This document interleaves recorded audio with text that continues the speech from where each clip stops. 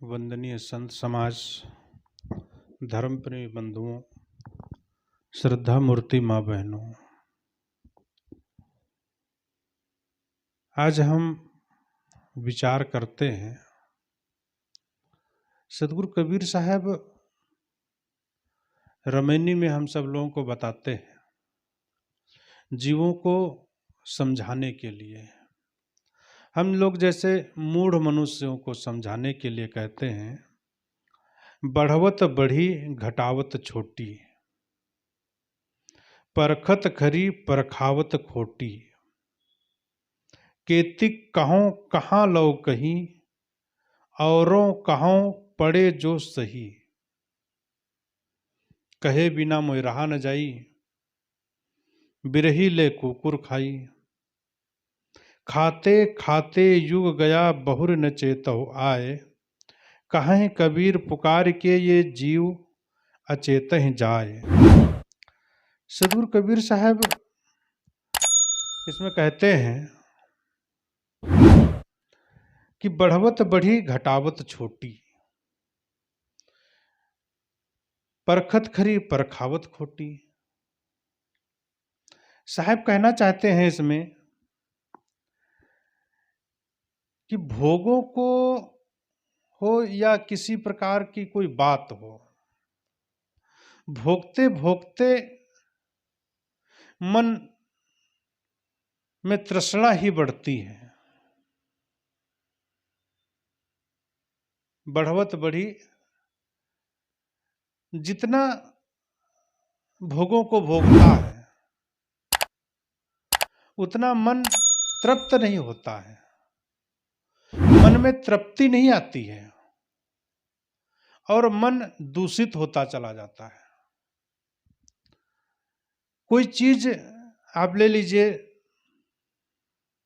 नशे की ही ले लीजिए। जैसे एक बार शुरुआत में कोई व्यक्ति खिला दे, बीड़ी पिला दे, खैनी खिला दे, शराब दारू पिला दे, लेकिन पिलाने के बाद में एक दो बार तीन बार पीने में मजा तो आना चाहिए और मजा आने के बाद मन तृप्त हो जाना चाहिए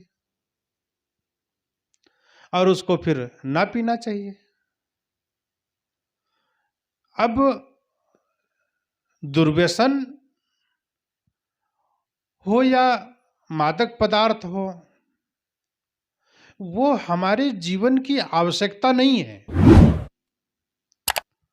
हमारे जो जीवन की आवश्यकता है शरीर की पूर्ति के लिए, शरीर की ख्वाहिश और पूर्ति में बहुत अंतर है। शरीर को चलाने के लिए अन्न की जरूरत है, शरीर को दाल चावल सब्जी रोटी खाद्य पदार्थ इत्यादि ये जरूरत है।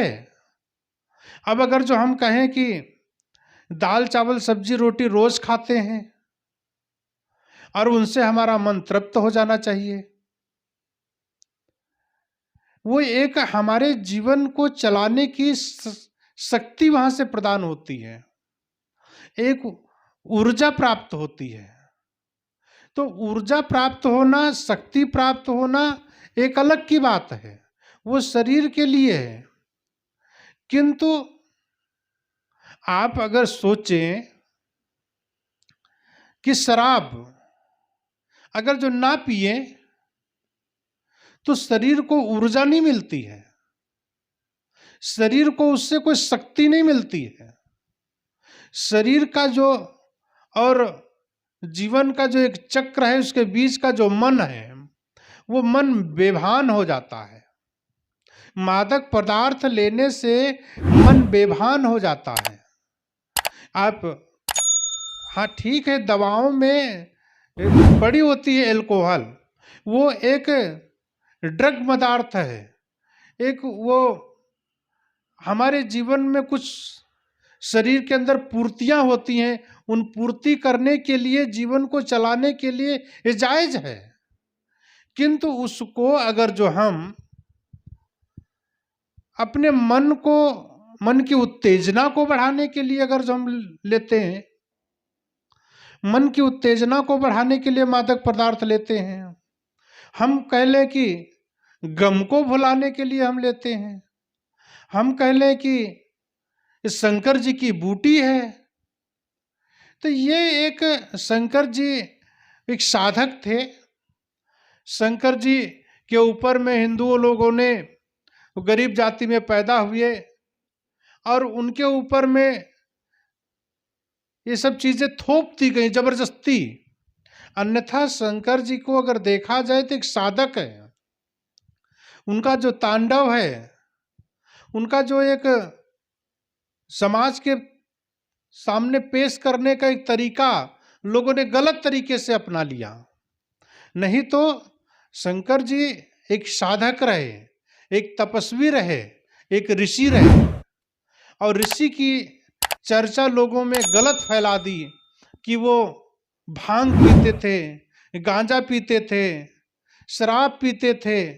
ये अपने भक्त लोग अपने गुरु को, अपने भगवान को इस तरीके से बना लिए ताकि हमें भी उसमें कुछ मिलता रहे, ताकि हमें भी उससे कुछ प्रसाद में मिलता रहे। और उनकी संख्या बढ़ती चली गई, और संख्या बढ़ती चली गई तो भक्ति बढ़ती चली गई। तो कुल मिलाकर के साहब यहाँ कहते हैं कि कोई भी वस्तु को, कोई भी चीज को अगर जो हम और भोगने की चेष्टा करेंगे तो हमारा मन तृप्त नहीं होगा, हमारा मन उसमें क्षुब्ध होता रहेगा, मन की मलिनता बढ़ती रहेगी, मन तृप्त न होकर के वासनाएं बढ़ती चली जाएंगी और वासनाएं खत्म नहीं होंगी। इसलिए साहब समझाना चाहते हैं कि बढ़वत बढ़ी घटावत छोटी। अगर जो हम वासनाओं को, साधक सदू कबीर साहब साधना की दृष्टि से कहते हैं कि बढ़वत बढ़ी घटावत छोटी, कि साहब कहते हैं कि बढ़वत बढ़ी, अगर जो हम अपनी वासनाओं को, अपने इंद्रियों की उत्तेजना को हम बढ़ाते बढ़ाते बढ़ाते चले जाएंगे तो बढ़ती चली जाएगी। कोई चीज आप खाते रहिए, एक रोटी खाइए, उसके बाद दूसरे दिन आधी रोटी और बढ़ा दीजिए, उसके बाद आधी रोटी और बढ़ा दीजिए, उसके बाद आधी रोटी और बढ़ा दीजिए, उसके बाद आधी रोटी और बढ़ा दीजिए। ऐसे करते करते आप 5, 7, 10 रोटी, 20 रोटी भी खा सकते हैं। आपकी कैपेसिटी बढ़ जाएगी। और अगर जो आप 20 रोटी से अपने जीवन को चलाने के लिए ही खाएं और घटाते चले आएं तो आपका जीवन आधी रोटी पे भी चल सकता है। अपने मन को सेट कर लीजिए। अपने तन को चलाने के लिए अपने मन को सेट करना पड़ता है। अगर जो हम अपने मन को सेट कर लेंगे तो साहब कहते हैं तो कोई बहुत बड़ी चीज नहीं है।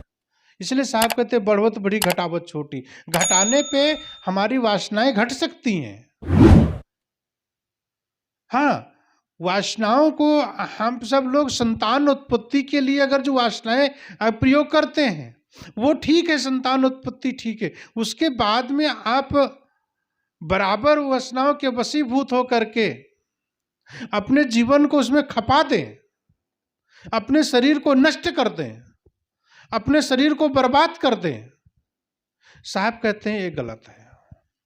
बढ़वत बड़ी घटावत छोटी। साधना घटाने में है, बढ़ाने में नहीं है। इसलिए साहब कहते हैं परखत खरी परखावत खोटी। साहब जी बड़ा अजीब जैसा प्रश्न करते हैं और उसका प्रश्न का उत्तर भी बहुत जल्दी दे देते हैं। बढ़ावत बड़ी और घटावत छोटी। और उन्हें छोड़ने से कोई भी चीज हो, कोई भी चीज हो छोड़ने से छूट जाती है, छोड़ने से घटती रहती है। आप कितनी भी मान्यताएं और धारणाएं आप जीवन में रखी हों, आपने बहुत मान्यताओं को मान लिया है, बहुत धारणाओं को अपने जीवन में समा लिया है, लेकिन उन मान्यताओं और धारणाओं को अगर जो धीरे धीरे धीरे धीरे अगर कम करते चले जाएं तो एक दिन वो पूरी की पूरी खत्म हो जाएंगी। केती कहूं कहां लो कहूं, कितना तुम्हें मैं समझाऊं। साहब जोर दे करके कहते केती कहूं कहां लो कहूं। इतना कहते कहते लोगों को समझाते समझाते साहब ऊब जाते हैं। ये ऊबन और डूबन की बात साहब कहते हैं, केतिक कहूं, कितना मैं तुम्हें समझाऊं, किविद समझाऊं, और कहूं पढ़े जो सही, औरों को कहो पढ़े जो सही। तुमको कहते कहते मेरा मन ऊब जाता है, लेकिन तुम नहीं ऊपर आते हो, तुम नहीं सुधरते हो।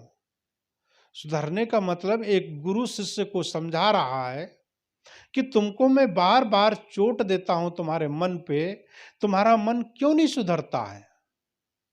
मन को सुधारने के लिए बहुत आयाम है, बहुत साधना है। मन को साधने के लिए साधना है। उस साधना में अपने मन को तृप्त करो, भक्ति में अपने मन को डुबा दो। और जब तुम अपने मन को भक्ति में डुबा दोगे, क्या होगा? साधना से परिपूर्ण जीवन सुखमय हो जाएगा। जब हमारी साधना बढ़ती है, साधना बढ़ जाने से हमारा मन जो विचलित होता है, छोटी छोटी चीजों में ऊब जाता है, बड़ी बड़ी चीजों से परेशान हो जाता है, डूबने लगता है मन। जब मन उबना और डूबना चालू हो जाता है, तब हमारा मन हमारे वश के बाहर हो जाता है। और ऐसा मन किसको पसंद है? हर व्यक्ति ऐसे मन से परेशान है। परेशान मन कहीं जहर खा लेता है, कहीं फांसी लगा लेता है, कहीं डूब जाता है। जीवन से ऊब करके अपने को नदी नाले में डुबा देता है, लेकिन मन को सही नहीं करता है, मन को समझाता नहीं है। यह मन साहब कहते हैं, ई मन चंचल, ई मन चोर, ई मन शुद्ध ठगहार। मन मन करते सुर नर मुनि झाड़े, मन के लक्ष्य द्वार। साधना जीवन सुखमय जीवन है। साधनाशील जीवन, संपूर्ण जीवन, समर्पण जीवन हमारे जीवन के लिए बहुत ऊंचाई तक ले जाता है। वह साधनाशील जीवन जो है हम सबको सुखमय बनाता है। हमारा समर्पण जितना बढ़ता है, उतना हमारा मन सुख की ओर अग्रसित होता है। इसलिए अपने मन को जितना हो सके उतना साधना में लगाने का प्रयास करो। साहब कहते हैं, कहे बिना मैं रहा न जाइए। इतना साहब सामाजिक व्यक्ति थे, समाज में देखते थे उन बुराइयों को। साहब कहते, कहे बिना मैं रहा न जाइए, वो साहब कह देते थे। और उस वक्त के जमाने में साहब डंके की चोट पे कहना बहुत बड़ी बात थी। किसी की गलती किसी को बता देना, डायरेक्ट गुस्सा जाता है। कोई व्यक्ति चोरी कर रहा है, कोई व्यक्ति का गलत खान पान है, किसी व्यक्ति ने कोई गलती कर लिया है और उस गलती पे आप बार बार चोट दोगे तो मनुष्य को दर्द होता है। आपके अंदर कोई टीस हो, आपके अंदर कोई घाव हो और उस घाव को कोई डॉक्टर रोज रोज कुरेदे, रोज रोज उसको खरकाए, तो आपको बहुत गुस्सा लगती है।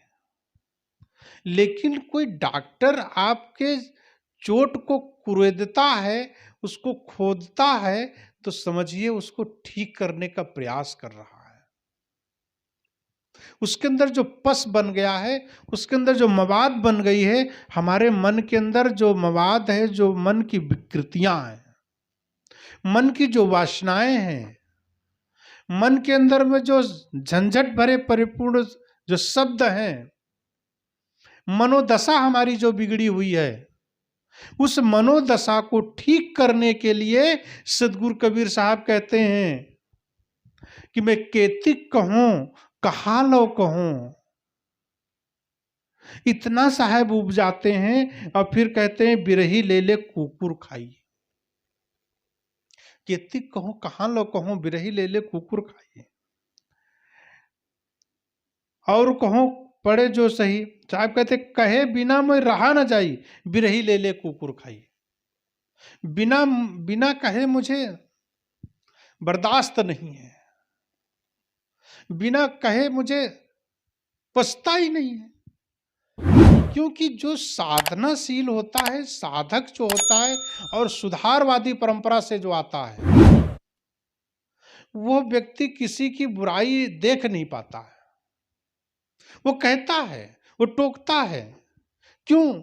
आप शराब पीते हैं, गांजा भांग सिगरेट अफीम कुछ भी गलतियां करते हैं, आपके शरीर को नुकसान पहुंचाती है और वो नुकसान उस संत से देखा नहीं जाता है। और जब संत से वो देखा नहीं जाता तो संत उस पर चोट करते हैं, संत उसे बोलते हैं, कहते हैं कि आप गलत कर रहे हैं। साहब कहते हैं कि ऐसे शब्दों से, ऐसे जीवन से तुमको मन के छलावे में नहीं आना चाहिए। ये मन का जो छलावा है आपके जीवन का भटकाव है। इसलिए तू संभल, अगर संभलेगा नहीं तो जीवन बर्बाद हो जाएगा। खाते खाते युग गया, साकी में साहब कहते हैं खाते खाते युग गया, बहुर न चेतहु आए। खाते खाते युग गया, बहुर न चेतहु आए। तुमने इतनी वासनाओं को इतना सब संग्रह करके इतना तुमने सारा जीवन देख लिया, लेकिन तुम्हें संतुष्टि न मिली। पूरा जीवन चला जा रहा है लेकिन संतुष्टि नाम की चीज आपके अंदर में नहीं। और जब संतुष्टि नहीं है तो कब तुम चेतोगे, कब संतुष्टि आएगी? भोगों को भोगते भोगते पूरा शरीर जर्जर हो गया लेकिन फिर भी मन नहीं मानता है। और जब यह मन नहीं मानता तो कब तुम चेतोगे, कब तुम समझोगे, कब तुम अपनी राह पर चलोगे, कब तुम साधना करोगे, कब भक्ति करोगे, कब तुम वैराग्य करोगे? अपने इंद्रियों को शिथिल हो जाएंगी तो अपने आप से वैराग्य चढ़ जाएगा। जब तुम वैराग्य नहीं करोगे, तुम नहीं साधना करोगे, तुम नहीं जीवन को संभालोगे, समझाओगे, तो प्रकृति एक दिन तुमको पका देगी, प्रकृति एक दिन तुमको ठहरा देगी, प्रकृति तुमको एक दिन बैठाल देगी। इंद्रियां शिथिल हो जाएंगी, मन चंचल हो जाएगा। जब कोई इंद्री काम नहीं करती है तो दूसरी इंद्री तेज हो जाती है। हाथ पैर मुख बहुत गहरा संबंध। जब आपके कर्म इंद्री नहीं चलती हैं, हाथ पैर नहीं चलते हैं, शरीर नहीं चलता है, तो मन बहुत तेज चलता है, मुंह ये बहुत तेज चलता है। आंख से देख नहीं सकते, हाथ से कर नहीं सकते, पैर से चल नहीं सकते, लेकिन मुंह बहुत तेज चलता है। किसी वृद्ध व्यक्ति को देखो बैठे बैठे कुर्सी पे बहुत बोलता है, ऐसे में कुछ नहीं होता।